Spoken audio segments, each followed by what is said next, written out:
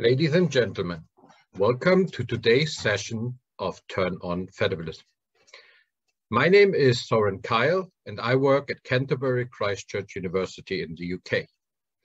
I am one of two executive directors for the website 50 Shades of Federalism. Today's session will focus on COVID-19 and the federalization process in the Philippines.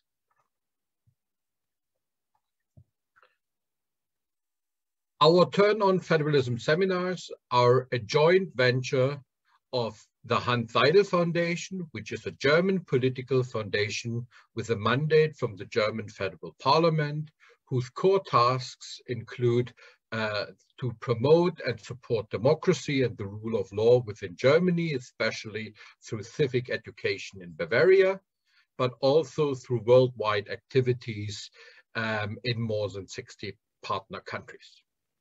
The second partner is 50 Shades of Federalism. This is a website project established in 2017 at Canterbury Christ Church University, which publishes short papers on different discussions on federalism. Our online series, Turn On Federalism, aims to discuss the 50 Shades of Federalism papers, to engage in a wider discourse with experts, politicians, civil society activists around the world, in order to look at the possibilities of federalism, its different shades, and also its country-based evolutions. The idea is to create networks of cooperation and exchange. Our topic today will focus on the Philippines. Federalism has had some history in the political discourse in the Philippines. Yet in recent years, especially with the election of President Duterte, it has been revived as an idea. So our speaker today will look at how has this federalism debate in the country been affected by the COVID-19 virus and the measures taken by the Philippine government. And from that, we will look at what does the future hold for the federalization in the Philippines? And what does the current situation tell us about the prospect of federalism in the Philippines? Please allow me to introduce today's speaker. Today's speaker is Raymund Rosuelo. He is the chief of the research and Knowledge Management Division of the Commission of Human Rights of the Philippines. And he's also a PhD candidate from the De La Salle University in the Philippines.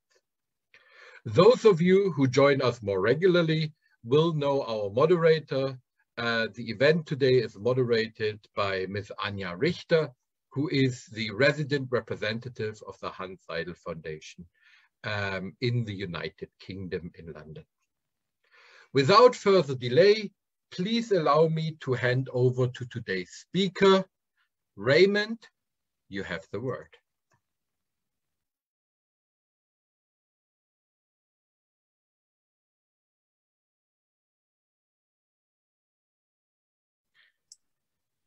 Good day, everyone. Let me just share my screen so that we can begin my presentation.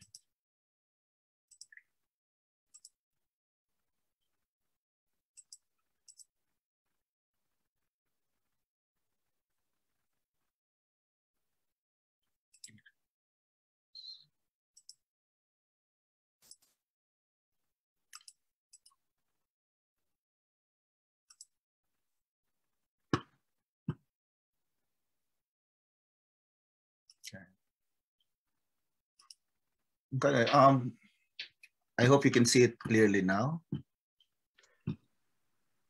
Don't think we can see the presentation, Raymund. Try again sharing.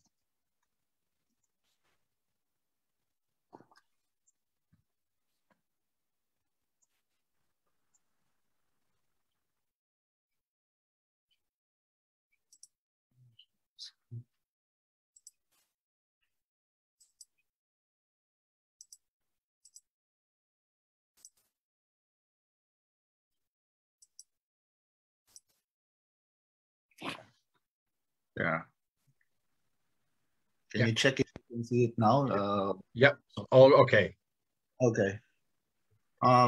Yes, as Soren has said, I come from the Philippines, and I've taken quite an interest in the study of federalist movement in the country. So for today's presentation, I'm focusing on a number of points. Among these, as listed here, are answering some questions about why is there limited support for federalism amongst elites and the public in the Philippines. Second point that I would be emphasizing in this presentation would be how has COVID-19 highlighted the centralized and unitary character of the country. And lastly, I will focus on what options exist for wider state reform for the future. Very quickly, for some of you who are not yet familiar with the case of the Philippines, it's a unitary government headed, as Soren had mentioned, President Rodrigo Duterte. It's a presidential republic type of government. However, it has a number of decentralized features. It has, for example, a number of local governments, such as we have 81 provinces, 146 cities, 1,488 municipalities, and we also have sub-municipal levels of governance known as barangays or villages. And the way our constitution has been designed gives substantial local autonomy to these local governments. So much so that some observers have noted that the Philippines could be characterized as a quasi-federal state. For example, Tigno, a Filipino political scientist, pointed out that the 1987 Constitution, the framers of the 1987 Constitution, the fundamental law which the current government is based on, thought about, well, there was a strong debate within that constitutional commission. And then there was a proposal to create a federal structure. However, there were worries about the possible effects of federalism leading to the republic's disintegration, owing to the fact that at that time there were strong secessionist movements that existed in the country. There was, especially in the southern part of the country, in the island of Mindanao.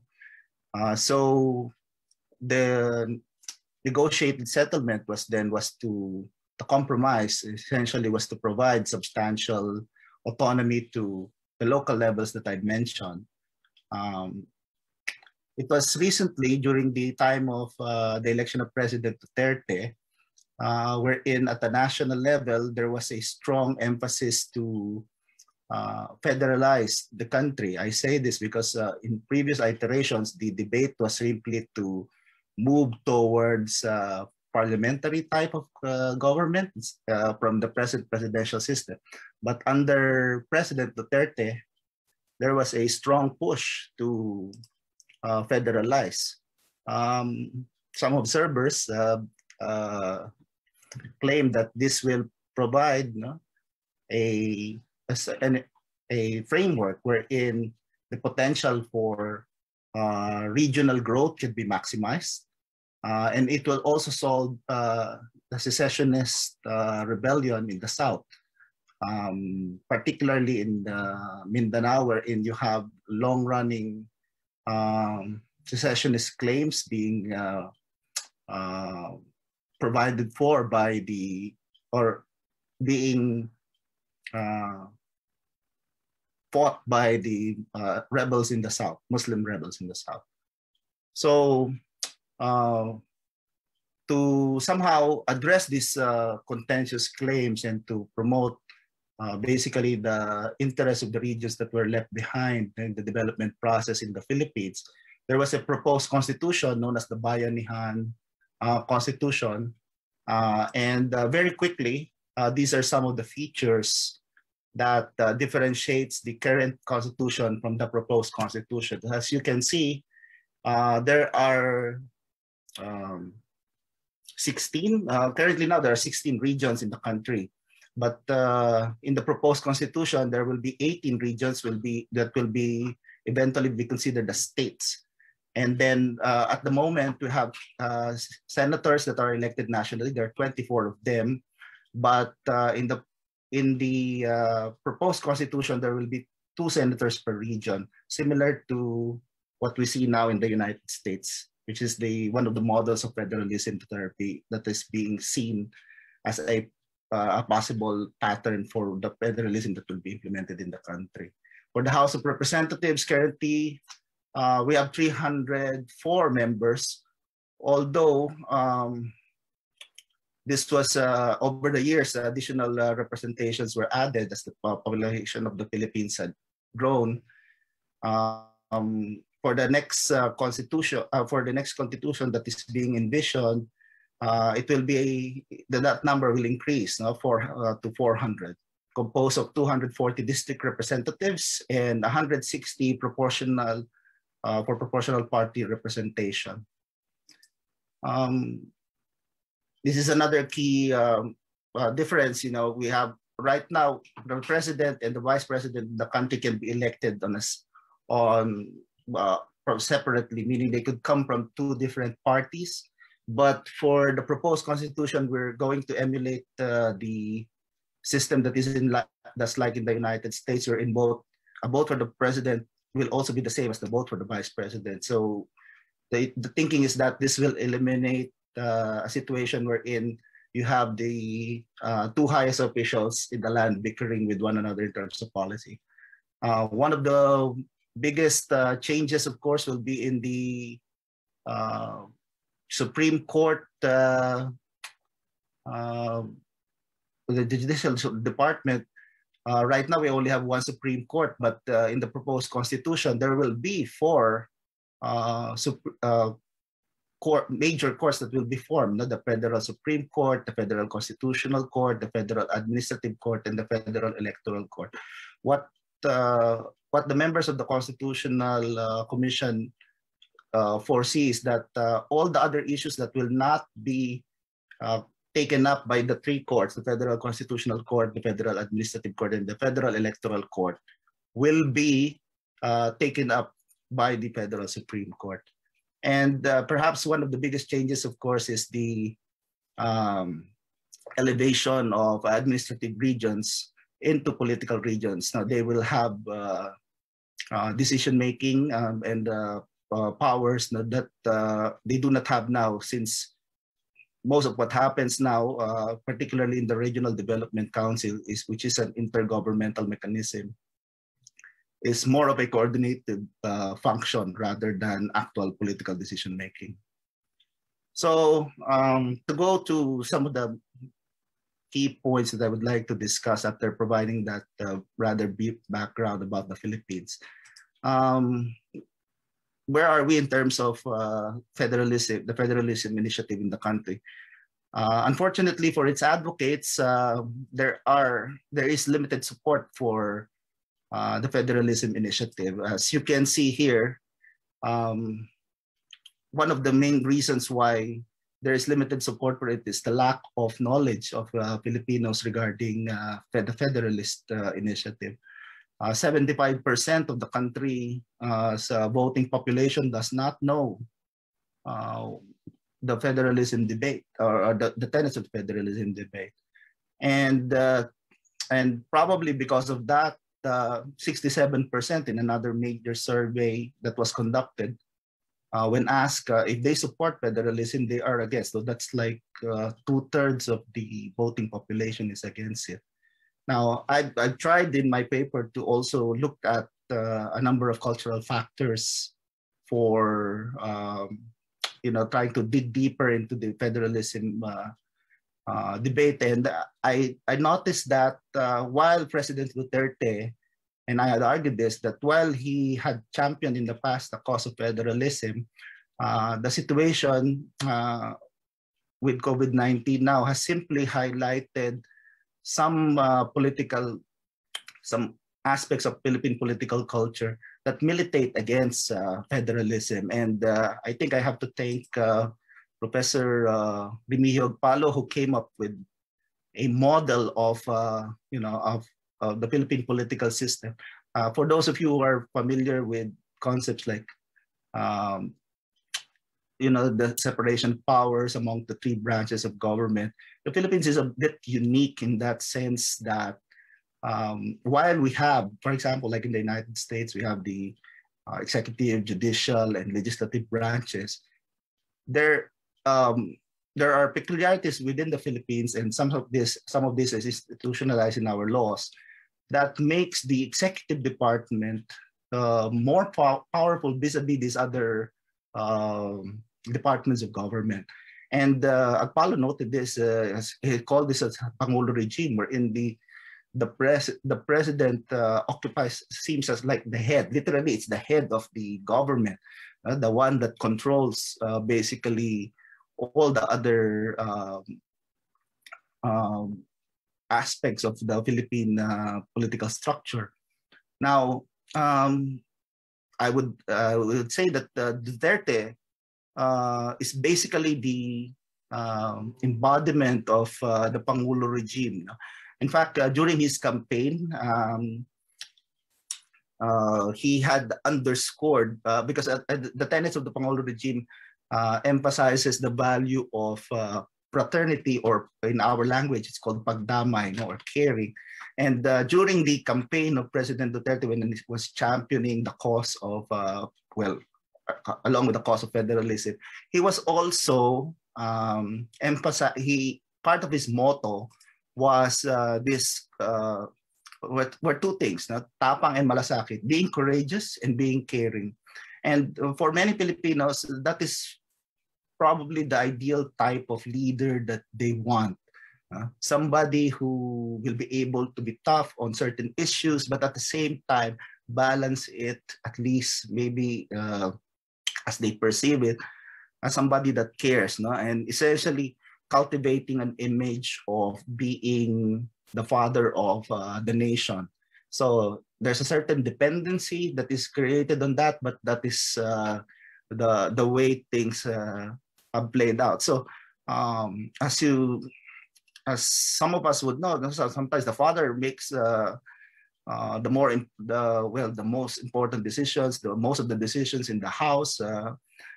So what has happened during this, because of this type of political culture that we have, and how has that impacted the response to COVID-19? So I would argue that, it has highlighted the centralized and the unitary character of the government. And primarily, we could see examples of that taking place due to what I would call the increasing challenges to the principle of subsidiarity, wherein we see central government pronouncement leading to certain local government decisions being undermined. So decisions that I think local government should be in a better position to do, being the ones to be close to the action, so to speak. And all of this, I think, sends mixed signals to those who, to a lot of people regarding the value of federalism. If the goal of federalism is to empower lower levels of government, or to have some form of shared sovereignty, some of these actions that I will try to list down later on is indicative of, as I said, it sends mixed signals. Maybe it's something that it runs contrary to the rhetoric that is being shared by the administration. So what are some of these observations that I've made regarding some of these challenges to the principle of subsidiarity? One case involved, for example, the case of Pasig City. It's one of the richest local government units in the country.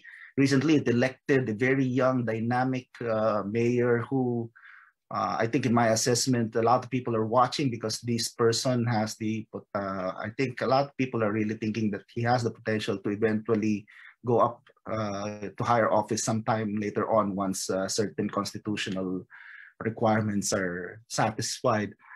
He's quite known for doing innovative approaches, particularly in addressing COVID-19 for his local government unit. However, some proposals that he had caught the ire of the central government. I think which somehow led high officials of the Duterte administration, in some extent, there was an investigation done by the national, by what is the equivalent of the Federal Bureau of Investigation in the country against him for some of his acts. And this is not an isolated case. We've seen this in other instances in the country wherein those local government units who were trying to implement particular innovations or actions to solve or to deal with the COVID-19 crisis within their respective jurisdiction were also subjected to, their decisions were overridden by the national government. This was also the case particularly in Cebu. Transportation policies for local governments, usually this is in the realm of local governments, but then probably it's not normal to see that you will have a national government official, no less than the president, trying to override a purely local government matter in terms of local transportation. But in a public address, he actually did that. Another thing that I would like to highlight is the lack of coordination, particularly for the national government, to somehow address the problem of COVID-19. One controversial program which I think may have contributed to the spread of COVID-19 in the country was the Balik-Probinsya Program. This was initiated by a close ally of the president.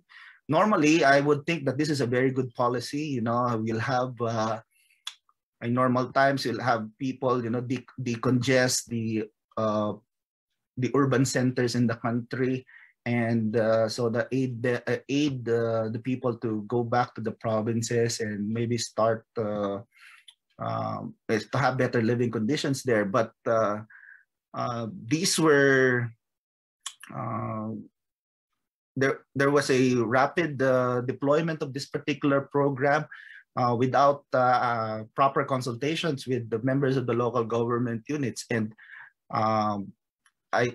I'm not alone in this particular sentiment that this may somehow have contributed to the spread of COVID-19. Local government, national government policy being imposed on local government units. As support for that particular claim, the mayor of a southern province or city by the name of Richard Gomez had criticized this lack of coordination by the central government. And like Vico Soto, as I mentioned in my example earlier, he was also subjected to serious criticism from high-ranking officials of the Duterte administration for his pronouncement, wherein he had voiced this concern for the lack of proper coordination resulting to the spread of COVID-19 in his province. So where are we now? What are these examples show that there's an ongoing tension between local governments, and there's a strong preponderance of power for the national government that undermines local government decision making. So one point that I would like to look at also is what options exist for wider state reform, since the debate on federalism, I think, will still continue despite of some of these setbacks towards local empowerment that I have observed. I think there are a couple of trends that we have to watch out. One is by next year, there will be a serious change in terms of the distribution of financial resources to local government units. There was a Supreme Court decision that paves the way for the granting of larger sums of money to the local government units. And this will necessitate a reduction in the number of state workers at the national level, and some of the functions that used to be done by the national government will eventually have to be transferred to local government units. The reason for this is that the share of taxes from the funds usually came only from collections by our internal revenue service would also be, it will not be only limited to that particular collecting agency. The funds will not be only coming from that. All forms of taxes now will also be will become the basis for the computation of funds to be directed to local government units. We call this allocation an internal revenue allotment. So there will be a huge influx of funds that will be coming to local government units. The hope is that they would be able to properly use it to address some of the local government concerns and bring governance, the effects of good governance closer to the people. Another trend I think that is worth watching is, of course, the upcoming elections next year. As the Philippines has a 6-year electoral cycle for the position of president. It's the most important political position in the country, and the leading potential candidate, because they're only going to be able to file their certificates of candidacy in October, but based on the early surveys, the pre-election surveys that are being conducted, the daughter of President Duterte, Sara, is in the lead, and there's a substantial gap between her and the next potential candidate that would contest for the 2022 elections. Now, in this particular slide, I told that I placed there the term Dugo. Dugo is it takes from the initials of the two surnames, Duterte and Go. Admittedly, I'm not exactly a fan of them using this particular combination, primarily because in the Philippine language, Dugo means bloody or blood, and given the growing concern about extrajudicial killings in the Philippines, I don't know if this is the right pairing that should be put in place by the administration. Be that as it may, Sara, the daughter of the president, had in an interview said that she is not that enthusiastic with pursuing the federalist agenda. On the other hand, Go, who is like a foster son, who is currently also a senator in the country, but still functions as a close in aid of the president, is a champion of the Federalist initiative, having always echoed the sentiments of his mentor, President Rodrigo Duterte. So it would be interesting that after 2022, there might be renewed interest to again pursue the Federalist project in the Philippines. Right now, it's probably not a good time until new elections are held. Usually, based on previous studies of major legislations in the country, the most significant legislations are usually done during the first 2 to 3 years of the president's term. But and after that, it becomes exceedingly difficult to have an election for president. The pursuance of an agenda of an elected president, because most of the people are concerned that his popularity is already low, or it might be that they are already gearing towards the preparation for a new set of elections to come by. So this trends I think I see. And I guess just to conclude, I would like to emphasize again that political culture plays a critical role in the federalism initiative in the country. The COVID-19 situation has shown that, while previously there were strong calls for autonomy and federalism, the policy responses on the ground indicate that it might not be that supportive of such an initiative. Lastly, in the near term, I think we will see the Philippines, basically see facets of federalism being implemented more strongly because of the recent jurisprudence from the Supreme Court. And also that the long-term prospects of federalism may hinge on the continuation of the Duterte political dynasty. Thank you for your kind attention, and I will be gladly answering your questions.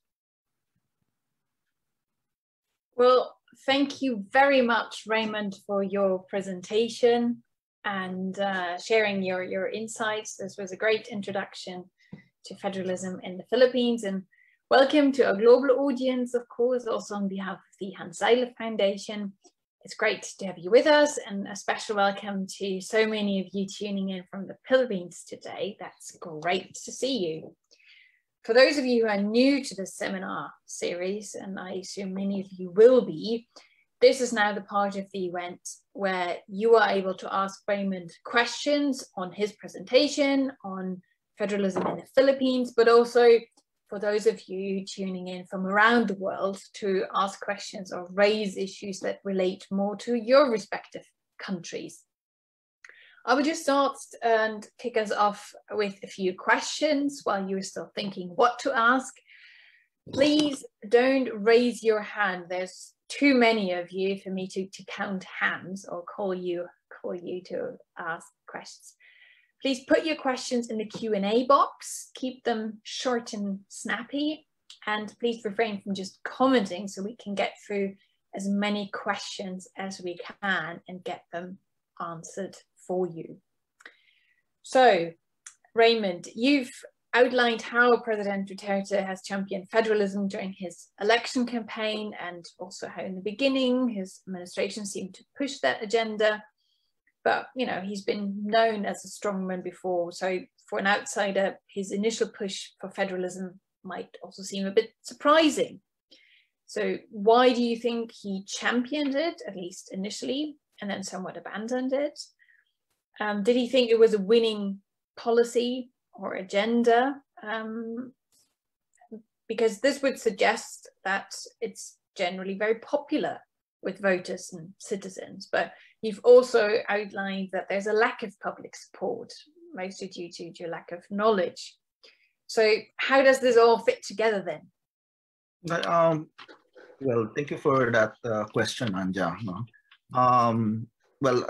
Admittedly, as an outsider, there will really be some questions. Why is it that somebody who has strongman tendencies would be for a federalist agenda that is designed to reduce the power of the central government? But you have to look at the internal dynamics of Philippine society and look also at the history of the Philippines, particularly those in the South, from whom the strong push for federalism comes from. By the way, President Duterte is the first president who hails from Mindanao. There are three major island groups in the Philippines: Luzon, Visayas, and Mindanao.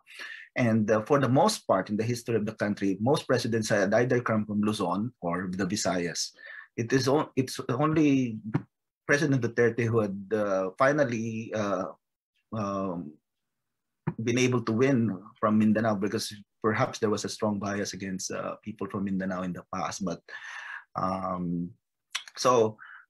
having come from a place where there was some strong secessionist tendencies, so he is aware of these issues. So he had pushed. In fact, if you look at this, the levels of support for federalism, you would find that it is strong in Mindanao, from where Duterte had come from, and which is the base of his strong popularity. So it resonated with a lot of people from Mindanao, and I think it still does, no? Until this point. But it's in the other areas of the Republic, which it does not hold much of an attraction. So I think COVID-19 has greatly impacted the decision. In fact, well, to somehow not push for the federalism initiative at this stage. For one, there was the need to have a strong government response, given the scale of the problem that the country has and continues to face at the moment. So, to recap my answer to that question, during the campaign, it resonated well with, especially from the southern base, and that somehow that contributed to his victory.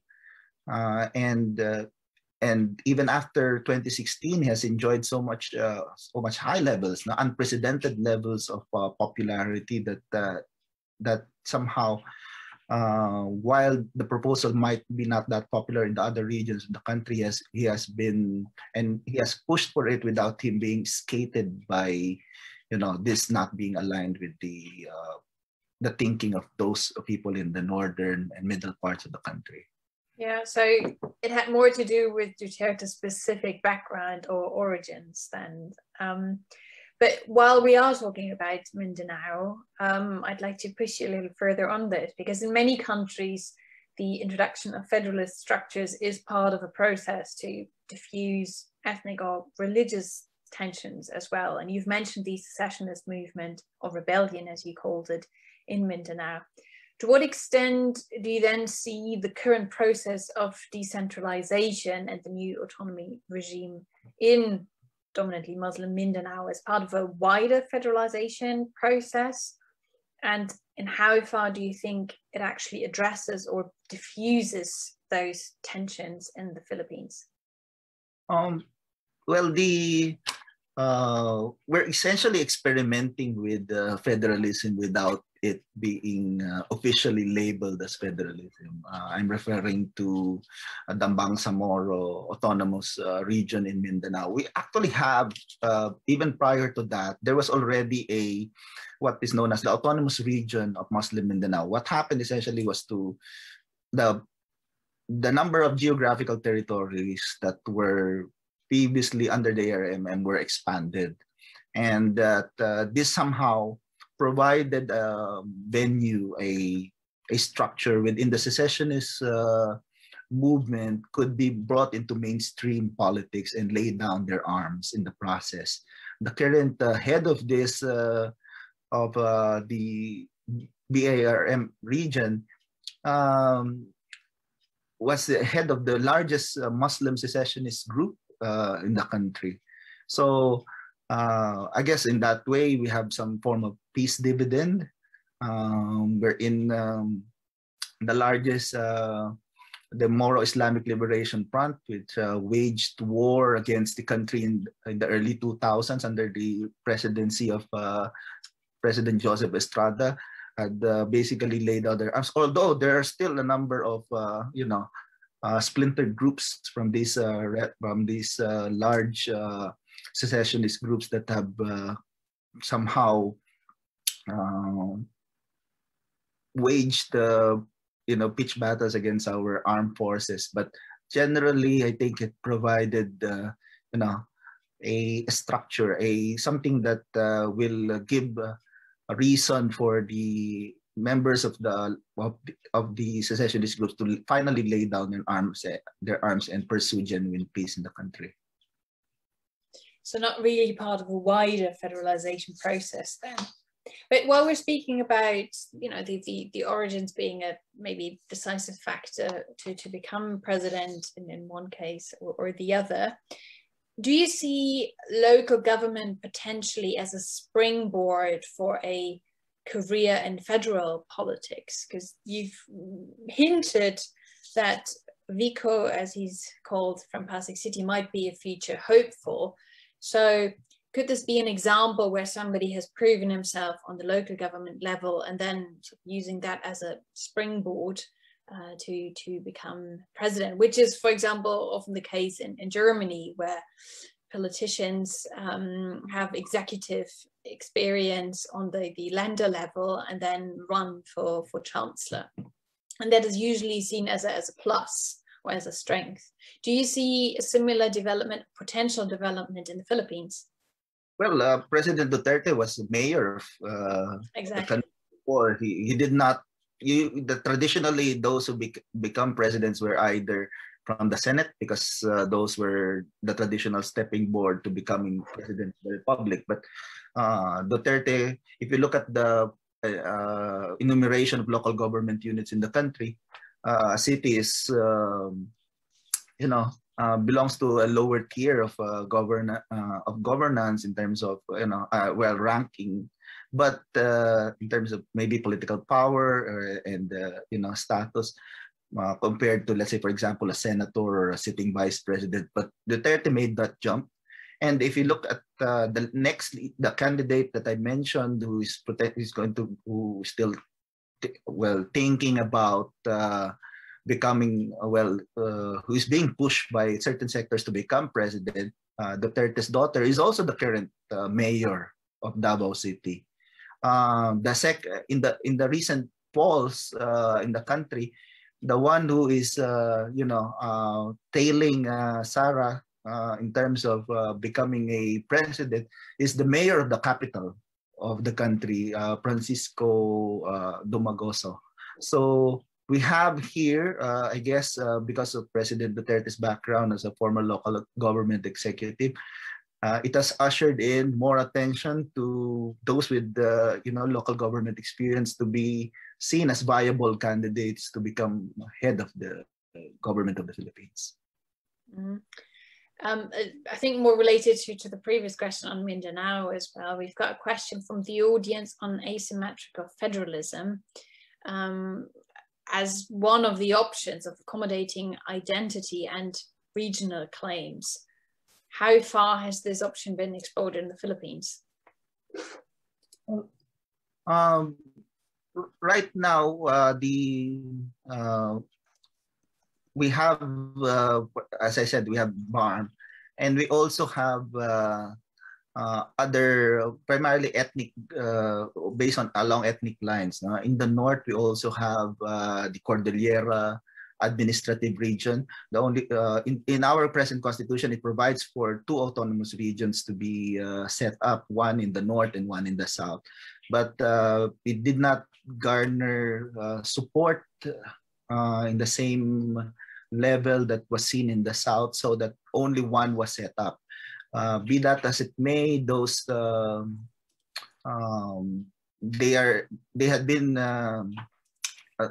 they had been provided for, and we, for example, in the case of the BARM, more fiscal transfers were being provided to this region, so that at a new set of officials, like a chief minister position was created, which was not part of the usual structures that we would see within the other local government units in the country.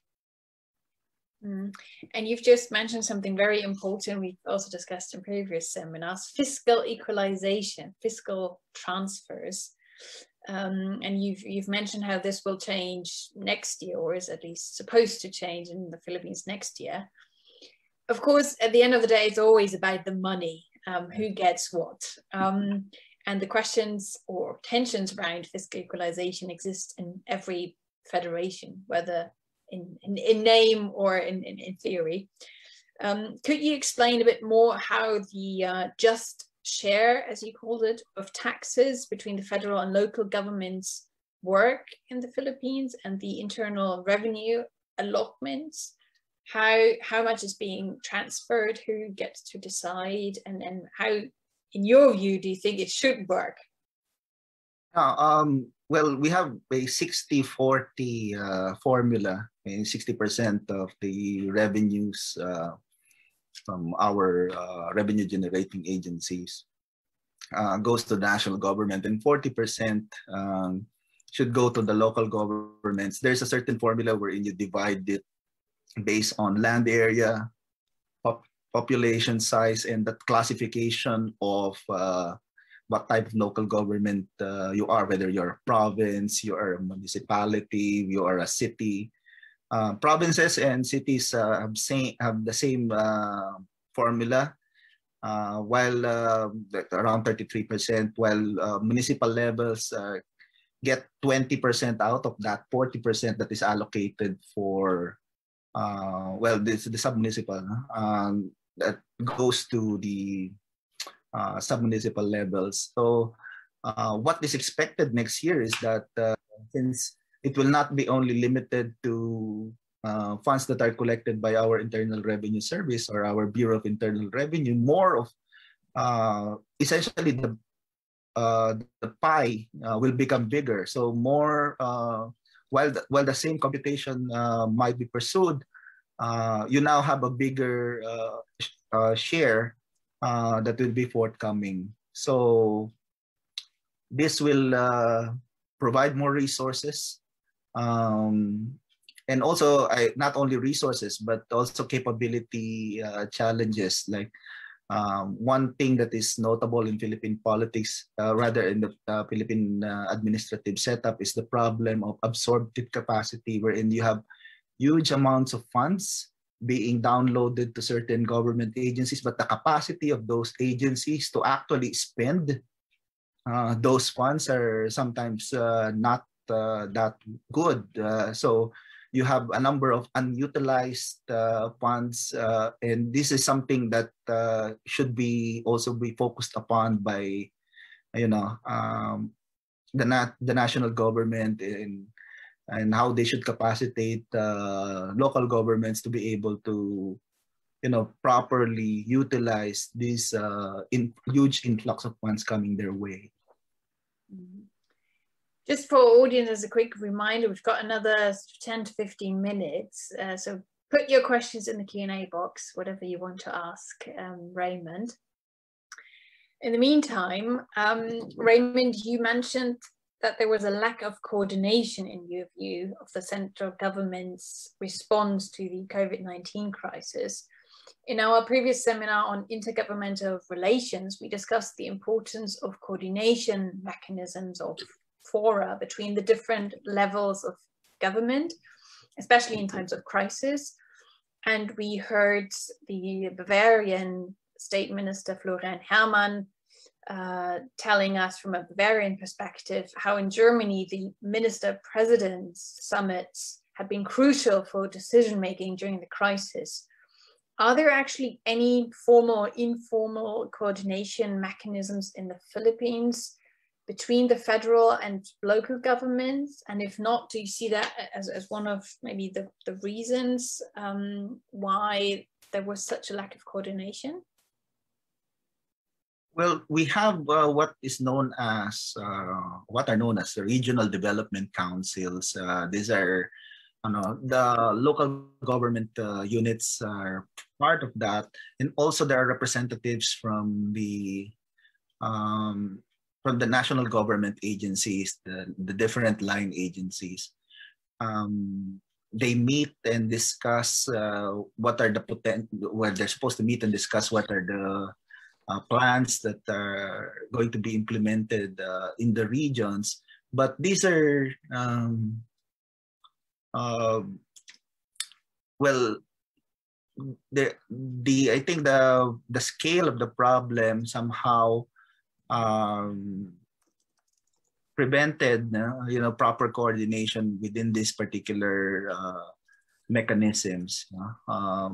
This should somehow, I think this should be strengthened so that more of these inputs, especially from the local government units, could be properly taken into consideration in decision making from at the topmost level. The Philippines has had the longest and harshest lockdowns in the world, which has also led to food shortages. What do you think the long-term impacts will be, and not least regarding questions on decentralization?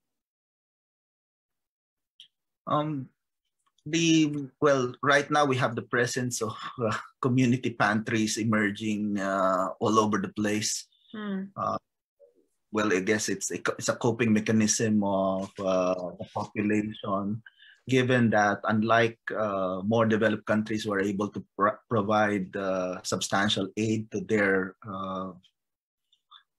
citizens, we do not have the same type of resources, and given that also our population on a per capita basis is probably larger than the other more developed states. So it's something that's worth watching, because that might have an impact on the elections next year.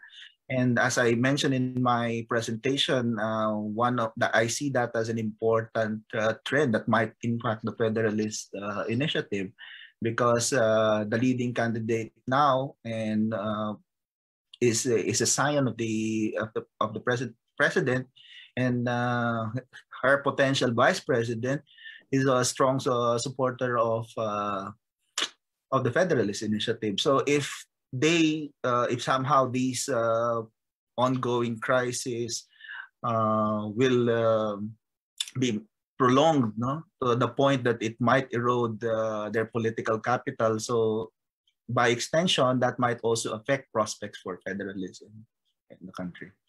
We've got another question on Mindanao. I think that's what most people in the world have also heard about previously, not least because that's where President Duterte is from.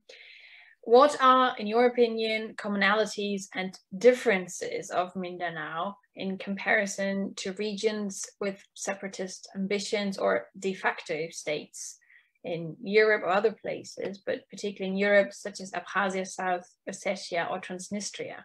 Is there anything we can sort of compare or replicate?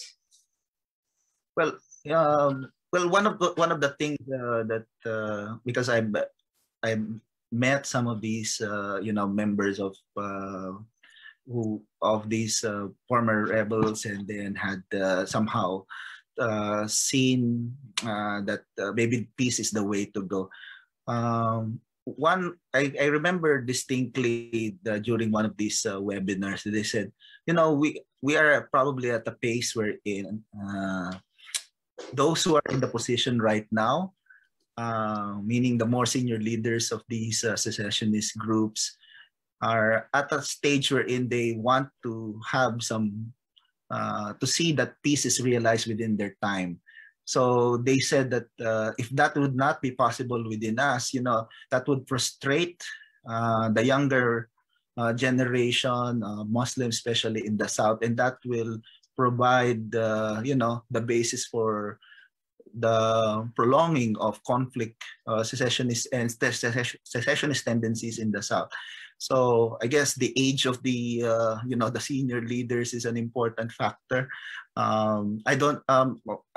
I'm not that familiar with the case of that. If that is how comparable that is for the case of, let's say, for example, secessionist movements in Europe, but that was seen, I think, as an important consideration, that generation of leaders at the helm, who eventually became the leaders now of BARM,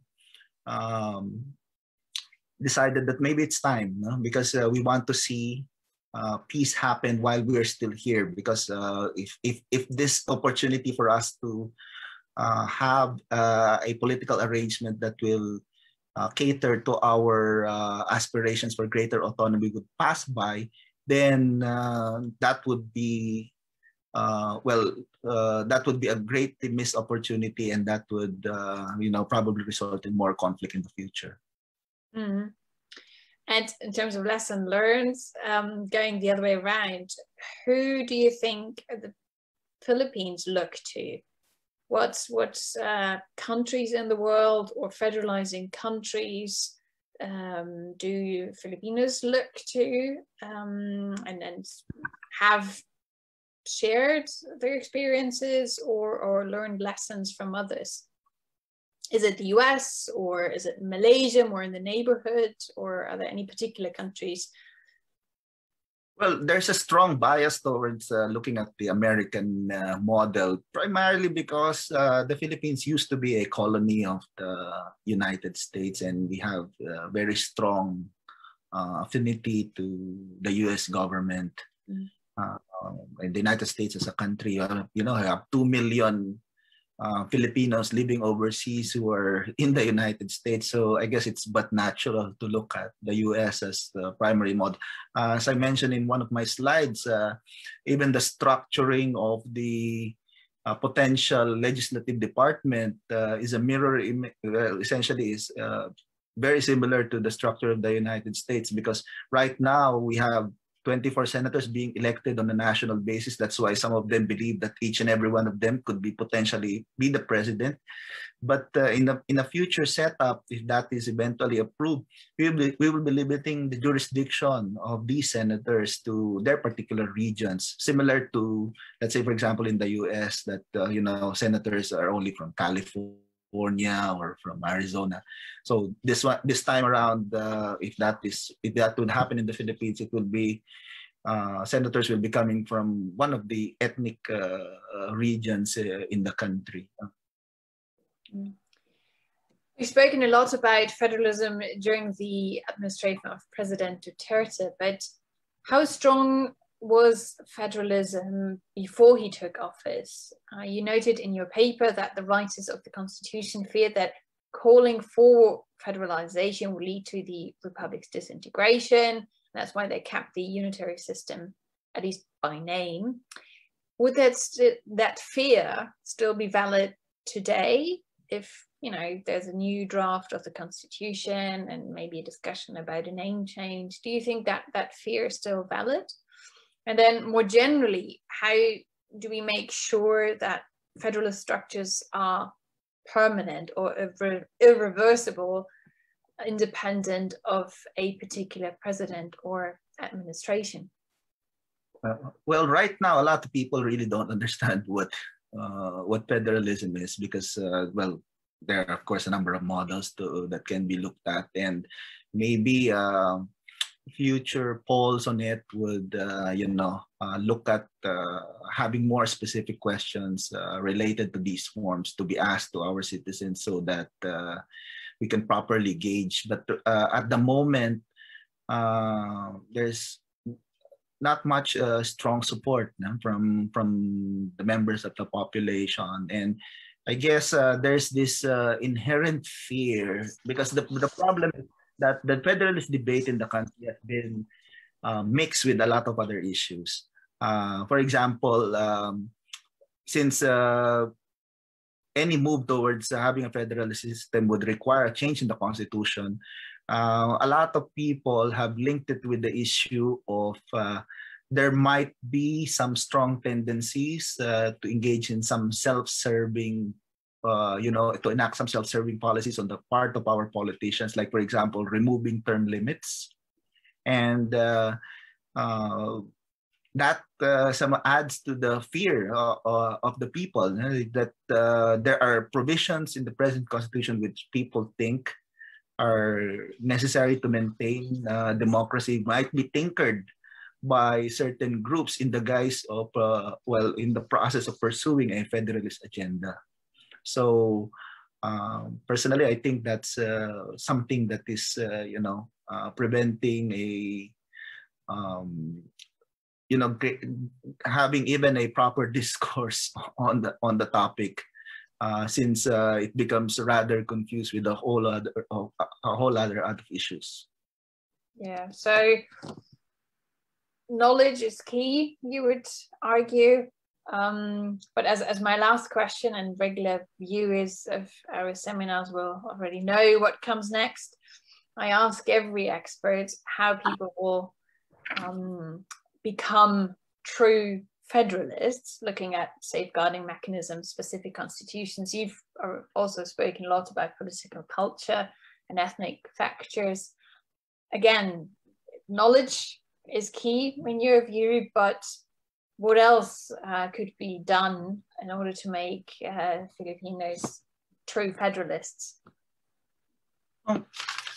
Well, they have to understand. Well, part of that is, of course, the educational system should provide for greater discussions on this. And I think for the administration, and this is something that I was really appalled because during the time wherein they were trying to popularize the concept of federalism, they were getting people who did not know what federalism is. I mean, as absurd as it may sound, they even got an adult video actress to spread the word about federalism. I mean, how can that, add to the credibility of this system wherein you're requiring massive changes?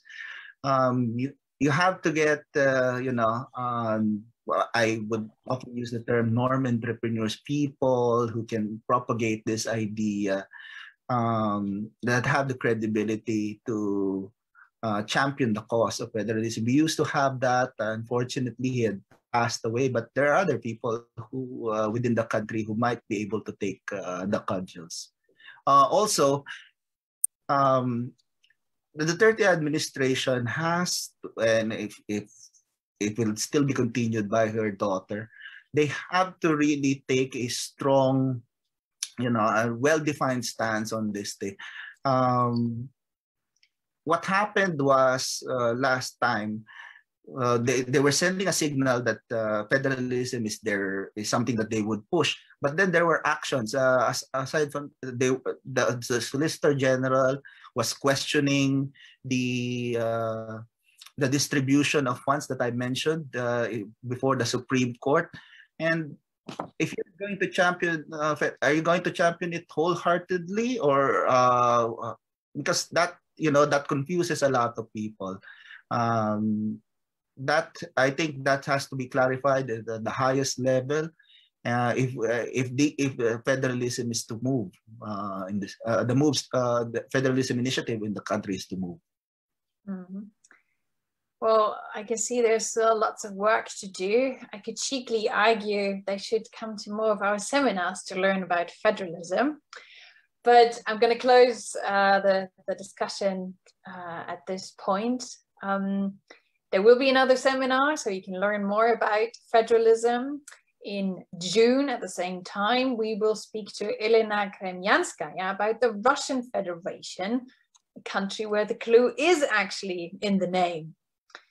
So thank you all for watching and participating in today's session. And of course, a special thank you to Raymund for sharing your insights on federalism and beyond in the Philippines, and for answering all these questions on other aspects as well. Thank you very much again.